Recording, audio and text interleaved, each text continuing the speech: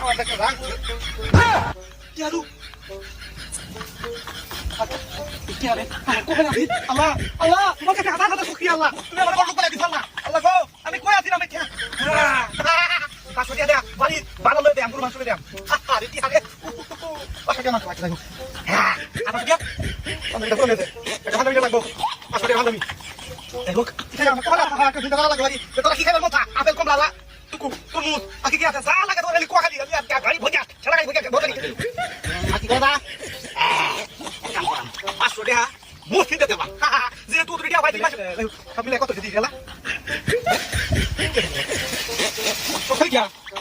হ্যাঁ